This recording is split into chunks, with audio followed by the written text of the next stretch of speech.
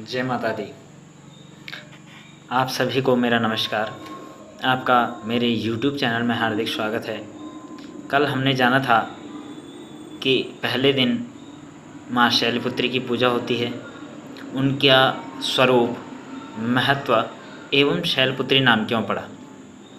आज हम जानेंगे दूसरे दिन माँ ब्रह्मचारिणी, उनका स्वरूप एवं साधक को उनकी पूजा करने से किन फलों की प्राप्ति होती है। तो चलिए जानते। शास्त्रों के अनुसार देवी पार्वती पूर्व जन्म में सती थी। उन्होंने भगवान शंकर को पति रूप में प्राप्त किया था, लेकिन उनके पिता दक्ष प्रजापति ने भगवान शिव का अपमान किया और उससे दुखी होकर सती ने यज्ञ वेदी में देह त्याग दी। अगले जन्म में वे पर्वतराज हिमालय और माता मैना देवी के घर में जन्मी और पार्वती कहलाई। पार्वती ने बचपन से ही शिव को अपना पति मान लिया था। जब वे बड़ी हुई तो संकल्प किया कि वे भगवान शिव को पाने के लिए कठोर ब्रह्मचर्य और तपस्या करेंगी। माता पार्वती ने घर बार और समस्त सुखों को छोड़कर वन का रुख किया। प्रारंभ में वे केवल फलों और कंद मूल पर जीवित रहीं। बाद में उन्होंने हरे पत्ते, बिल्वपत्र आदि खाकर जीवन यापन किया। कई वर्षों तक वे खुले आसमान के नीचे कठोर तप में लीन रही।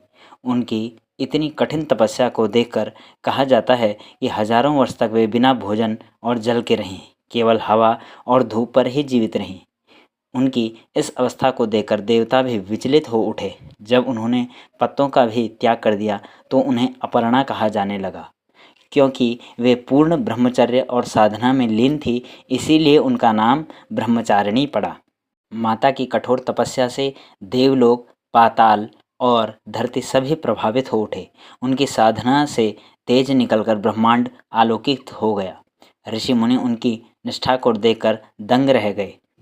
भगवान शंकर ने सती की परीक्षा लेनी चाहिए, लेकिन सती फिर भी अपनी तपस्या पर अडिग रही।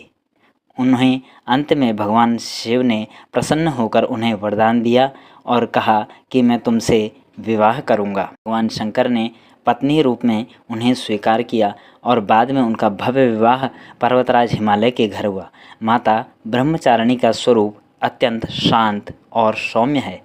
उनके दाहिने हाथ में माला है, बाएं हाथ में कमंडल है। वे तपस्या और संयम का प्रतीक मानी जाती हैं। माता ब्रह्मचारिणी की पूजा से साधक को धैर्य, संयम और तपस्या की शक्ति मिलती है।